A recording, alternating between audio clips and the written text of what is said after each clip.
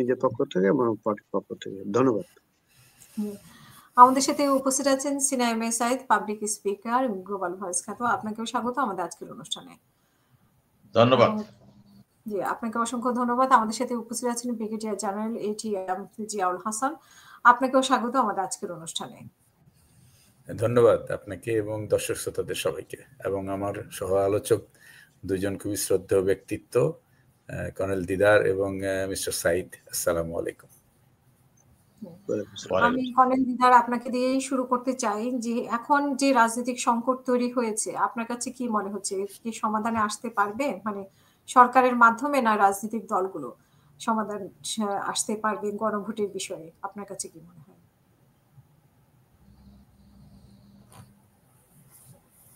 Colonel দিদার। আমি মনে করেছিলাম যে জেনারেল জিয়ার কথা বলবেন হয়তো, এই জন্য আমি একটা কনফিউশনে ছিলাম। যাই হোক, তথ্য হচ্ছে কি, আমরা জুলাই 36শে জুলাই আন্দোলনের, আপনি জানেন, আমরা সক্রিয় ভূমিকা রেখেছি। আমি নিজেও সে আন্দোলনের অংশীদার ছিলাম, মিছিল, মিটিং ইত্যাদিতে। তো এর পরবর্তী সময়ে যে 2 সেশনে, 2 দিনে 6 সেশনে আমরা যে আলোচনাগুলো শুরু করেছিলাম, এর পরবর্তী সময়ে যে আমরা ঐক্য কমিশনের যে আলোচনা, সেগুলোতে আমি নিজেও সেখানে ডেলিগেট মেম্বার ছিলাম, আলোচনা শরিক হয়েছি। অসংখ্যবার আমরা আলোচনায় শরিক হয়ে জুলাই সনদ আমরা স্বাক্ষর করেছি। সুতরাং পিছনে যাওয়ার কোনো সুযোগ এখানে আর খুব একটা নাই।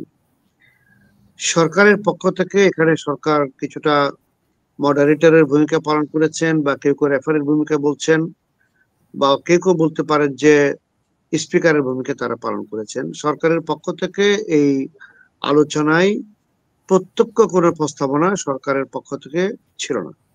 আমরা যে আলোচনা করেছি তারা নোট করেছেন, সেগুলোকে তারা একটা ফ্রেমের মধ্যে এনেছেন। তো সুতরাং এখন যে সংকটের কথা আমরা বলছেন, সেটাকে আমি সংকট বলতে চাই না। আমি মনে করি এটা আলোচনারই একটা প্রক্রিয়ার অংশ। রাজনৈতিক দলগুলো, বিশেষ করে বড় বড় দল, সবসময় তাদের পার্টির স্বার্থে, কোনো কোনো ক্ষেত্রে তারা জনগণের কথা বলে জনগণের স্বার্থে, অনেক সময় কিছু স্ট্যান্ড তারা নেয়, এটাও তাদের একটা স্ট্যান্ড। কিন্তু জাতীয়ভাবে যদি আমি বলি, এখন যেই গণভোটের ব্যাপারে তাদের যে দ্বিমত, এটা আসলে বড় দ্বিমত নয়। ইলেকশনের আগেই গণভোট হচ্ছে। এখন কেউ কেউ বলছে নভেম্বর মাসে করার জন্য, ফেব্রুয়ারিতে নির্বাচন হবে। আবার কেউ কেউ বলছে ফেব্রুয়ারিতে যেদিন নির্বাচন হবে সেদিনই গণভোটটা হতে পারে। আমি আপনাকে একটু ব্যাখ্যা করি। বিষয়টা হলো, আমরা সিদ্ধান্ত নিয়েছি সবাই মিলে গণভোট হবে, ফলে basic target, basic objective is achieved. এটা কেউ দ্বিমত করছে না, কেউ এটার ব্যাপারে কোনো বক্তব্য তাদের নাই। এখন কথা হলো ম্যাটার অফ কনভেনিয়েন্স, সুবিধাজনক সময় কোনটা। দুটো পার্ট। একটা হলো, আমরা যদি বেশিরভাগ মানুষের পার্টিসিপেশন চাই মতামতটা নেওয়ার জন্য, তাহলে যেদিন জাতীয় নির্বাচন হবে সেদিন হলে অবশ্যই জনগণের অংশগ্রহণ বেশি হবে।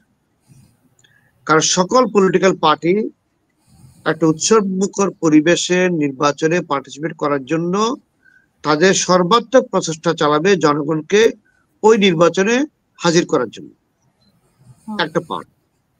অন্যদিকে ধরে নেন সেটা আমরা নভেম্বরের 20 তারিখে বা 30 তারিখে আমরা এই গণভোটটা করলাম, তার তখন দেখা যাবে কোন পলিটিক্যাল পার্টি তার নিজের উদ্যোগে জনগণকে এখানে আনবে না, পুরোটা সরকারি উদ্যোগেই জনগণকে এই গণভোটের নির্বাচনে আনতে হবে।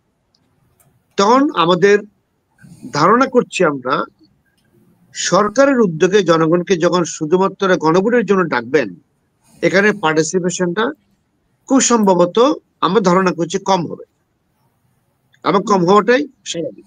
এই ব্যাপারে আমি আশা করব আমাদের সিনা ভাই এবং ব্রিগেডিয়ার জেনারেল জিয়া ওদের মতামত দিলে বিষয় আরো পরিচ্ছন্ন বা ক্লিয়ার হবে।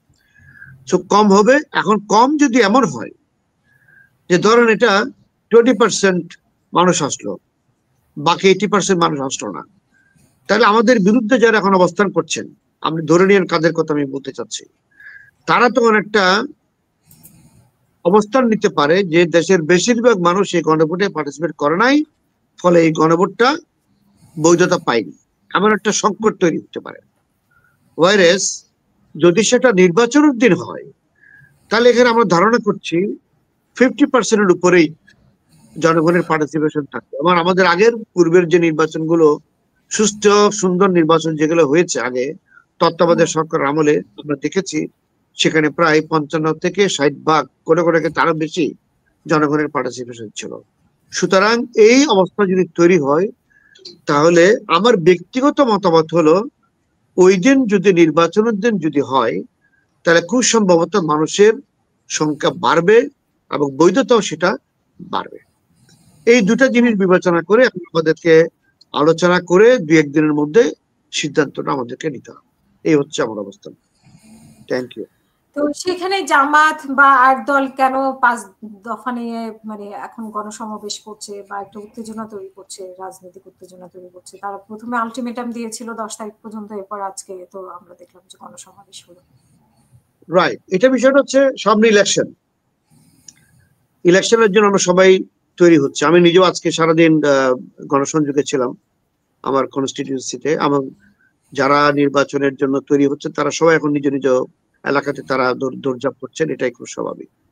এই অবস্থার মধ্যে জনগণকে তাদের পাশে নেওয়ার জন্য বিভিন্ন ধরনের প্রোগ্রাম, বিভিন্ন ধরনের দাবি দাওয়া এটা সরকারের কাছে নিয়ে আসবে, এটা পাবলিক করার জন্য তাদের কিছুটা আমরা অবস্থান নেব, এটাই খুব স্বাভাবিক। এটাকে সংকট বিবেচনা করার কোনো কারণ নাই। এটা নিয়ে দেশে নির্বাচন বাধাগ্রস্ত হবে এরকম চিন্তা করার কোনো কারণ নাই। নির্বাচন হবে, সবাই আমরা একমত হয়েছি দেশের জনগণের নির্বাচন চাই। ফলে এটাকে এই মুহূর্তে খুব বড় করে না দেখে এটা ধরে নেন এটা নির্বাচনের আগে মানুষের অ্যাটেনশন ড্র করার জন্য, নির্বাচনের জন্য, ভোট বেশি পাওয়ার জন্য বিভিন্ন ধরনের বক্তব্য মাসে আসবে, এটাই খুব স্বাভাবিক। এটার মধ্যে আমি কোনো অস্বাভাবিকতা দেখি না।